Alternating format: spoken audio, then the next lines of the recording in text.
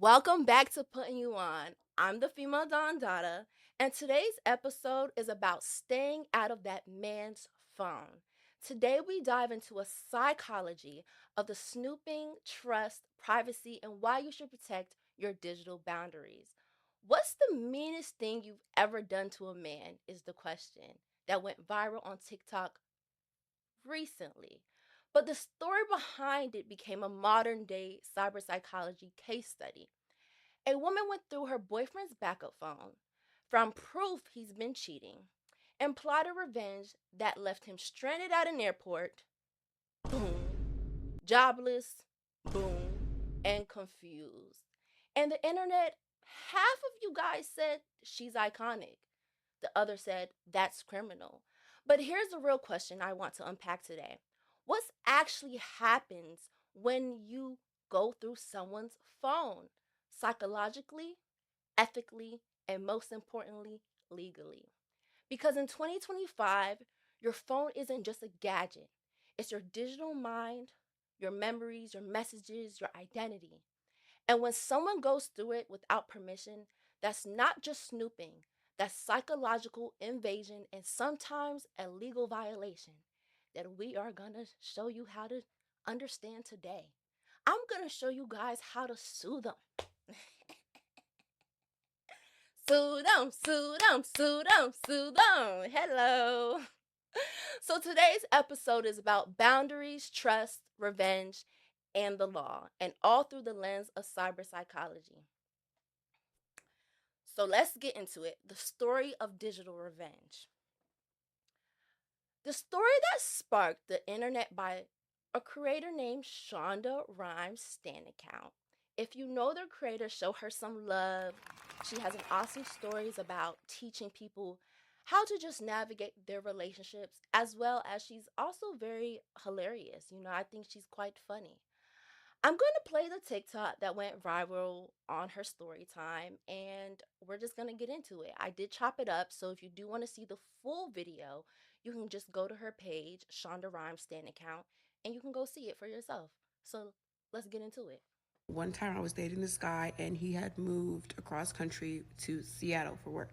And he had left his apartment and asked me to watch over it. So I went over to his apartment one day and found his second backup phone. And I happened to know the password, had the same password for his regular phone and his backup phone. And it was his birthday. So I'm looking through it and it was connected to his iCloud, obviously. So it's getting all of the messages and the phone calls and it's updating the pictures from his original phone, his personal phone that he has with him in Seattle. So I'm looking at everything he's texted, everyone he's, FaceTimed, everyone. I'm looking at pictures he's taken, everything. And I'm seeing that he's been telling me, oh, I'm out with my friends, we're getting food, or my coworkers. Really, he's out taking a girl out to Ruth Chris. And he was also at the pool having them get undressed and recording it. He was also I don't know if the girls knew they were being recorded either. And then he was also having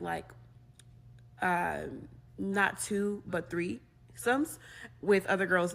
And yeah. So basically, I looked at it, I saw what I needed to see, and I was like, okay, that's great. And I sat there and I waited and I plotted my revenge. So eventually, he had called me one day and he was like, and I didn't know what I was going to do. I just knew I was going to do something when the time came.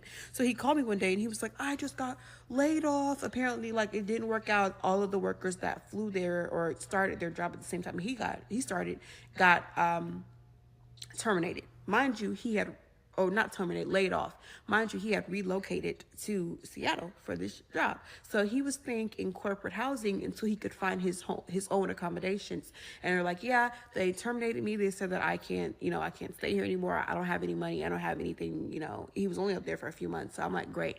I'm going to get you a ticket back to South Carolina. And then you can just move in with me temporarily. So I called him and I convinced him. I was like, hey, the tickets are really expensive. It's probably better if you fly into Atlanta and I'll come pick you up from Atlanta, because Atlanta was a 2-hour drive from where I stayed at in South Carolina, 2.5 hours or something. That wasn't really the truth. I don't know if it would have been cheaper or not, because I never even looked at how much it would have cost. I never even looked. I plotted my revenge from the moment he told me he got terminated, his job, he was laid off. So he was like, bet. So once he got to Atlanta, I wasn't there. What makes you think that after cheating on me that I would buy you a plane ticket to come live with me after you cheated on me? So once he landed, I'm getting phone calls of like, I'm here. Where are you? Are you coming to pick me up? I'm not answering these calls. Like, his mama called me. I don't even know what she was about to say because she didn't leave a voicemail and I didn't answer the phone. So it me out really bad. So I just blocked him and all his little friends because I still get random text messages from fake numbers telling me to go to hell. And I know that it's you, boo. Chat, how do we feel, right? Like, how do we feel about that? You see how within minutes she's able to go inside his world and it's just ugly. Cheating, secret recordings, lies, and suddenly she has digital proof that that man is cheating. But here's the part in cyber psychology we pay attention to the moment of discovery that gave her that dopamine rush. And literally, it's a chemical hit of power after weeks of just doubt of the relationship. When trust collapses, the brain loses control. And in a digital age that we are in, control looks like access, right? You're able to go through the person's phone. You're able to go through the Instagram followers. You're able to see what that man is doing every inch of the hour, especially if he's an online type of man. She tells herself, I deserve to know. But what she really wants is a relief. She wants that freedom of just having to know where her man is. And technology gave her a shortcut to that, even if it hurts. So, the cyber psychology of snooping. So, what's really happening in our brains when we go through someone's phone? Research says, and they describe it as digital trust paradox. The digital trust paradox is when people share more of their lives online and have more digital access to others. They expect greater trust, but instead, that openness often causes more doubt, fear, or mistrust. We're all humans, we crave closeness, but the more intimate we become, the more tempted we are to verify the intimacy through surveillance. So, for example, you like this boy, y'all dating, you watching everything he does, post online. You crave to know his type, you go through his followers, you see the last time he was active, etc. Your obsession is fueled by three things, right? Three things. Anxiety. When we feel disconnected, our brain interprets it as danger. Two, curiosity. The digital world that we in rewards snooping. Algorithms feed us content for peeking into other people's lives, right? So you already in your head, my man is cheating, my man is cheating. Next thing you know, you scrolling down your timeline and you see a Justin LA quote, Justin LA boy quote, and he's saying something about go through his phone or something negative that ups you up. You know what I'm saying? That is where the curiosity plays. And then you have access. God forbid they probably already have shared locations. They probably already have the clown seeking. You know, we just don't know. Shared passwords, we don't know, but they have something shared and it's access and it's digital. And that blurs the lines between trust and trespass, right? When you pick up that phone, you're not just crossing a moral boundary, you're triggering an emotional feedback loop, which is anxiety, relief, rage, and regret. And the wild part about all of this is that research also shows that people who snoop often feel worse afterward. They lose trust, not only in their partner, but in themselves. And I can honestly sit here and say, I'm a victim. I didn't go through nobody's phone though. Like I didn't go through nobody's phone, but I definitely went through somebody's followers to see like, am I really your type? Like I was just so unsure, especially because at the time I was dating a boy that was always online. So I wanted to know like what you doing online and why you not answering my text, but you can post on your story. But you know, let's flip the perspectives. What happens to the person whose phone is invaded? I'm gonna tell you from person to person without the cyber psychology hat off. I'm gonna tell you what happens to that person. Depending on your person, they might lose their mind. You know what I'm saying? You just went through their phone, you just saw all their business, like you're looking for stuff, you're trying to find something. That person feels disgusted. They feel hurt. They're angry, they're upset. They busting through windows. They might tear up your house. They might bust your you don't know. You don't know that person until you triggered that person. But the thing is here, digital violation trauma, cyber trauma, is the emotional psychological distress caused by various forms of online and technology facilitated abuse. It's similar to being robbed. Give me your money. But instead of your wallet, it's your thoughts, your private conversations, and your inner life. You feel exposed, unsafe, and paranoid. It's not just they saw my text, it's someone who weaponized my digital identity. And once someone breaks that digital boundary, trust can't be talked through. It requires a full psychological reset. So sit in the mirror and ask yourself, why did you go through that person's phone? Are you traumatized? That's the gag. Are you traumatized? Are you the one that needs to go to therapy? It's okay if you do. But you had to go through that and you don't play. You had to go through the person's phone and you don't pay the bill. You don't pay nobody's bills. You don't pay that person's phone. No, you don't do anything for that person digitally. You know what I'm saying? And you still shouldn't go through it if you did pay the bill, right? That's why experts equate digital privacy to bodily harm. Your phone is an extension of your nervous system. Your data is a part of your selfhood. So, yes, if someone goes through your phone, that's not petty, that's personal trespassing. Say with me, personal trespassing. It's not petty that you went through the phone. You just trespassed on my mind, my body, and my soul. Now it's time to sue them. It's time to sue them. Here is where cyber psychology meets law. If someone goes through your phone, they might not just be crossing an emotional boundary, they could be breaking actual computer crime statutes. So, almost every US state has laws against unauthorized access to digital devices. Even if they knew your password, if you didn't give consent, it can count as computer trespassing. Every US state recognizes either a computer crime law, which is unauthorized access to a computer, which is computer trespassing, or a privacy law, which is invasion of privacy or intrusion upon seclusion.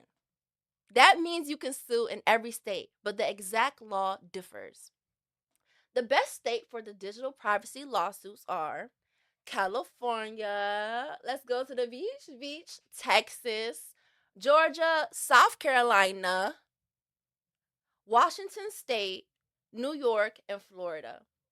We also have a federal option, and the federal option is the Computer Fraud and Abuse Act, CFAA.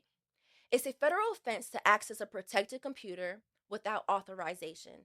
This includes cloud storage, iCloud, Google Drive, etc. You can also bring a civil lawsuit under this federal law if the unauthorized access causes harm or loss. So let's say, for example, your man and you get into some type of, unfortunately, a DV situation and you're just over it.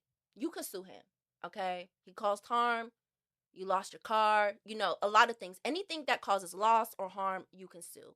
It can get really sticky with it, and I do believe and I do feel as if it's something that you should take into account if you want to take it federal. And if you want to take it federal, take it federal. Call the feds.